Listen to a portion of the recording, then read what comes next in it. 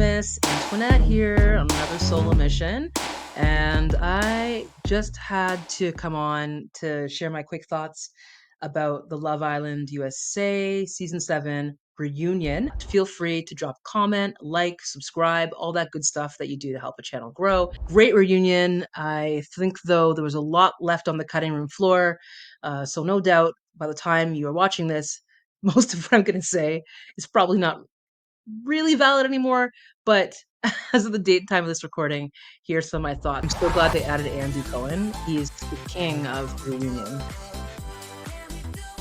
And Ari looks great as well. My mom, my dad. Yeah. My mom loved Amaya. She Oh my shed God, she that's shed my a bestie tear now. when she I'm left. kind of jumping around all over the Like, place here. I'm She's not a going to watch the sweet whole video girl from start to finish, too. but Yeah. We both started crying, and Brian was like, "What did I just walk into?" And I was like, "Babe, happy tears." see, okay, word on the street is that they unfollowed each other shortly after this reunion, which is so sad if that's the case. I have some thoughts on this, but as I watched the video, this is like my second viewing. The first time I noticed that they were increasingly sitting further and further away from each other, and I noticed Andy that what a spicy spicy question when he asked about the transgression in Miami. I mean, we were all thinking it. I think that's when I noticed that Amaya's body language changed, and so I'm not surprised to hear that they're not together at all. I think if what I'm hearing is true, there's a lot that we didn't see. The podcast I think she did with Alex Cooper, so Call Her Daddy, she alleged a lot of things. I actually still haven't heard it. So I should get on that, but I feel like I know it intimately because everybody's talking about it. And the things that she has said outside of the villa have been really different than the energy she was giving to her castmates in the villa. So this is always a telltale sign. Like once they are doing their press, like how they speak and how they position things, I find always very fascinating. And also who's hanging out with who, I find very interesting. And um, who's talking to who's following who. It seems silly to be tracking all these things, but it does give us a little bit of a sense of now that they're no longer contractually obligated to be in the same vicinity, who's actually down for who. And I think there's a lot of things that are coming out now. Watching them left to their own devices, it's very interesting. So yeah, him asking about this particular thing she said on the podcast, I think that was a really good question as well. Yeah, I could see that. Like I do agree with Nick. I think the way that Sierra's managed the whole situation following her exit has not been it's not been very cool. I liked Sierra, and I will go back to my previous video and just, you know, I'll own that. Like I really liked her actually, and so if she was conning people, she conned me. But I don't think she's a bad person. I do think though that she handled the breakup really badly, and I don't know what she must be feeling to see this play out the way that it did. I'm sure that it was very jarring for her. It was jarring for the public. The public found it jarring. So imagine if you were her and you're falling in love with or in love with this guy, and then he pivots the next day and is dating your best friend. It would be very, very weird, and it would be hurtful. So I understand that, but I think that she's taken out her anger in not a very dignified way. So I do agree with Nick on this one that yeah, she's maybe needs to stay off the socials. Don't blame her for being upset watching the playback. I think Taylor was really really vocal about how he was not feeling her that way romantically, and I think he did lead her on much longer than he needed to. So I'm totally aligned with Landria on that one. And also, I will say too that I've noticed in conversations with people who don't really see the connection between her and Nick. I mean, there's some people that just don't see it because the transition from one girl to another was so quick. And then I think there's still another group of people that potentially just don't see it because they may actually harbor some kind of latent bias that those two things don't go together, if you know what I'm saying. Um, it's not everybody, of course, but I do think there's a contingent that does feel that way and probably just doesn't think they look right together. Like, for example, by contrast, a little later in the show, uh, Pepe and Iris are talking during their segment, and Andy points out that, wow, you guys look great together, right? So I've always wondered, like when someone says that to a couple, I have to assume it's because they're kind of equally attractive or they just complement each other in a way. I don't hear that a lot with Nick and Alandria, and I think because there are people that, yes, found the pivot from Cierra to Alandria to be too quick, to be believable, and then there's still some others that just don't see the physical chemistry there, maybe because they don't think that they're compatible in other ways too. And I wonder sometimes about that when we are talking about that couple in particular, because I see it. I see the chemistry, and I definitely think he's into her. I think he does like her. With Nick, it was pretty consistent from jump that he was attracted to her, and he made it very clear. And even in situations when he was doing like what are called those in the moment sort of behind the scenes interviews, the one-on-ones, when he's talking to camera, he mentioned it multiple times. He didn't have to say it then. So, and he had no idea, obviously, the Nicolandria stands were so numerous. So he had no motivation to lie about his attraction. So, as I said earlier, I completely agree with her on this one. I think if you're going to slag someone off in public, like, please make the response and apology also public. I absolutely agree with that. I think that makes sense for me. I also, I also think that there's again like a lot that we're not seeing. So my understanding is that at some point Nick also spoke on this, and we didn't get to see that either. So yeah, there's a lot, I think, of people that were defending themselves against attacks on the reunion that were cut out for what I can only believe was to protect certain individuals and certain narratives. And this is again, the thing with TV, full stop, and also certainly with reality TV is that we are watching a scripted sort of show. And so even though these are people with real lives, the producers are definitely doing their thing to protect their asset. Or the edit's really bad, but it's probably a bit of both. Apparently, Austin's, claiming there was a lot on the cutting room floor. In fact, it's not even apparently. I think at this point now we know that's the case. More than one or two of the Islanders have gone online since this reunion has aired and have said that they know that there's been a ton of stuff cut out that we're not seeing, including Amaya going off on multiple people and with an expletive laced tirade. And some of what I've heard online as well too is that they're comparing her to Huda in a different font, which is wild, like a Huda 2.0. So that means that we're really not seeing um, a true representation of Amaya in this circumstance. So that's something to keep in mind here as we watch Austin slowly become a shell of himself. It's not a good look for him right now, but are we surprised? No. If you go back and look at both videos that we put on our channel around the finale and who's most likely to ditch their partner, I think both me and Andrew did say Austin. So two things can be true. One, that he did get a bad edit and that there's a lot on the cutting room floor. And also two, that yeah, he's you know, for the streets. I think both can be. Okay, so they actually go on to play the video, the conversation, and from what I, remember from watching it, it does seem that on its face, anyways, what Huda was saying was correct. That she did indicate to Shelley that I'm bringing Chris back for you and also for me, so that we can both explore him. But I also understand where Shelley's coming from when she says it's kind of maybe not as virtuous a move as she's making it out to seem. Um, yeah, it's an interesting one because I can see Huda's side of it in a way, but I also really do see Shelley's side of it as well too. I'm not sure that it was done totally selflessly. Amazing people. There's no animosity from me at all. How hard was it when you That's cool. I think Hannah actually I have a lot of respect for the way that she's handled herself. That's really tough, I think what's happening here and the situation she found herself in was really tough. But I think she has a good grasp on what's that word? What's that thing? Reality. Because it wasn't exactly like Pepe and Iris chose to be in that situation. They just made do with the cards they were dealt. And actually, kind of ironically, I got to mention this as well.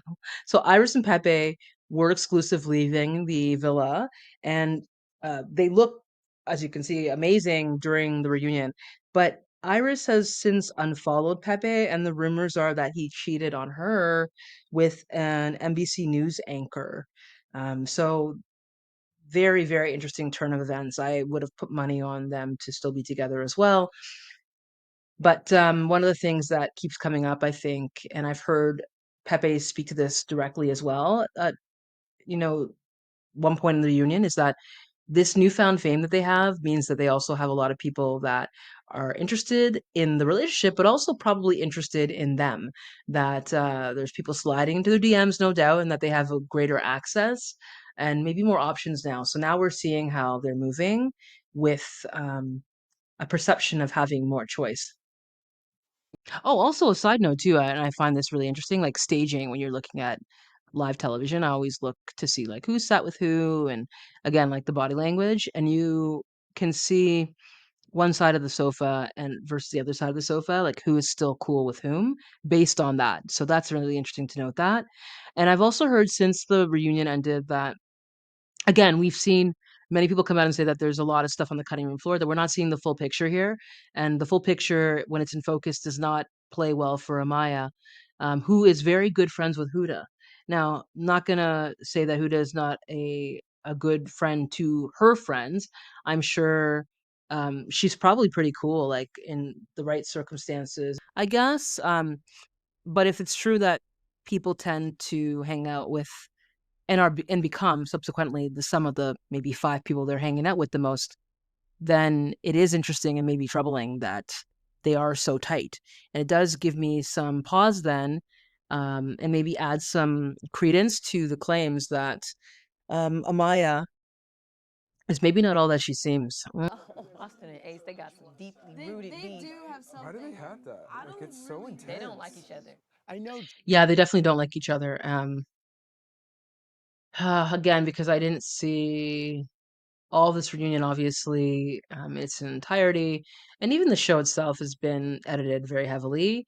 I'm hesitant to say that, Ace was the problem here because Austin obviously, yeah, also is problematic in his own way. So I think they just didn't like each other. They just didn't, they clashed. And I think maybe there's a case of two alphas because Austin, for everything that we're seeing here and in the villa, I will say that he does seem to be authentic in who he is. Even ironically, feel he might be the most like straightforward, honest person on the panel right now. So he's not necessarily framed in a positive light, and he definitely had some beef with Ace. They just didn't click, obviously, but yeah, good for her. I mean, she's gorgeous. I think uh she's somebody who has a lot of self-love and respect, and it shows. And I don't know if she's dating Jeremiah. Like I said, this is really interesting, this part of the segment, because they're just hanging out in the same place. Does it suggest that they're together? I don't know, but they're all sorts of different types of relationships and all sorts of different types of friendships. And some friendships include some other types of benefits. I don't know if that's the case here, but yeah, it'll be interesting to see if maybe, I don't know, something does come and bloom out of this friendship. It will be really nice to see. And actually kind of ironic that they might be one of the only couples, aside from the other side of the couch, because I think those people seem to be solid with the exception of Iris and Pepe. If this couple does become one, then good for her. I think I really have a lot of respect for Bella and how she carries herself. I like it. I'm glad that she brings this up, and Shelley goes on as well too to also call out Huda's inactivity around some of the comments, the hatred, the vitriol that her fans were relaying towards Shelley and Olandria. I think this is something that comes up a lot. It's very easy to watch two Black women become angry black women for the same sort of reaction that would be called passion on somebody else. This is something I see a lot. It's a replication of what we see in society too. So I personally, this spoke to me a lot. I'm glad that Alandria brought this up because it does come up a lot where I see certain people on these shows will be treated so much so much more poorly. And some of the things that people will say to Shelley and Alandria, for example, are just you'd be unthinkable to say that to somebody's face, and often frequently about their physicality or comparing them to as Alandria goes on to say later on, like she was her face posted onto George Foreman's body. I find that that happens with a lot of the black women that go on these shows, is that when and if there is any kind of hatred, it's often about their physicality or something that would compare them um, or they're compared, excuse me, to, to men or to animals or to, like, there's a dehumanization that happens online. And the onslaught of that, of course, happens to all of them. The potential for all of them to have haters is there, but it's particularly bad with the Shelleys and the Olandrias who go on these shows. And again, it's the amplification of them being women and also being black, I believe, is the situation that a lot of these women and women like them, have to contend with on these shows, that double bind and amplified by racism as well. So, like, after seeing the episode, after the Hearts Racing Challenge, and then Shelley and Huda uh, got into an argument and Shelley wrote Huda off, I will say that I did initially actually think Shelley's reaction was a little bit too much. I still think, based on what I saw on the show, that it did seem like it was a little bit too much. But now, in hearing and seeing, more importantly, what went down, and then also understanding what's happened post Villa, I can understand why the girls would want to keep their distance from Huda. Totally understand that. I think maybe it could have been handled differently in the villa. However, I was not privy to the full song and dance at the Heart Racing Challenge. With that new information, I can kind of see why Shelley was so pissed off. Um, and certainly post Villa, yeah, Huda has definitely fanned a lot of the flames around the narrative that these two girls were bullies. And again, as I said, it's very easy for these two girls to become bullies for behaviors that both Huda and others in the villa would have also displayed. But for some reason, right, they're more critically viewed. On Peacock with Love Island Games. All of your favorite islanders from around the Oh my world, God. including some of these guys will be back Although in I the don't think villa it's on to 6 fight days for a a week, so second chance at love. Love Island Games is back. this is interesting. So I wonder who's going to be on there. My guess would be Chris. Mm, who else might be on there? Just looking at the Diaz here, I'm like, okay, I think Chris almost certainly is on that thing. I could even see Austin coming back, Hannah coming back. I'm just trying to think who's not in a couple, and who might be somebody that might want to give a second chance to, or who might be a big personality. Yeah, I'm gonna put my money on Chris, Austin, um, Bella, maybe too. Who knows? Or Jeremiah, even, like any of that back row, the left side of the sofa, I think could be on there. And I think, as I said, Hannah could be another one as well too. But yeah, who do you think is going to be on Love Island Games in a few weeks? And overall, what were your thoughts on the show? So I like the reunion. I really like the addition of Andy Cohen as well too. That guy knows what he's doing, and it's a nice pairing with Ari. I think I've covered everything. I actually had some notes here to talk about certain things, but the main thing is I'm really glad that Alandria and Shelley brought up the whole situation around the bullying that they received when they were actually outside the villa, because I think that's a big, big, big thing that happens a lot with these shows with Black people who are on them, and certainly Black women. I didn't mention Zach that much, but I did want to say that I do think he was much more strategy focused and more about the clout than he may have admitted. And what else here? Huda. Oh, yeah. There was a point where they were talking about who she might be dating now. And Andy asked her outright, "Who are you with?" It's very, very much public at this point now that she's canoodling with Louis from Perfect Match, or at least we saw him on Perfect Match. I think he's originally from Too Hot to Handle. So the whole Netflix has told me I can't speak to it thing, it could probably very well be true, actually, that she was told not to talk about it because Louis is, at the time anyways, probably of the taping, was still involved in the Perfect Match. So that would have spoiled that show. And at the same time, she's doing a lot of carpets with him and posting social media with him. So yeah, I think the jig's up there.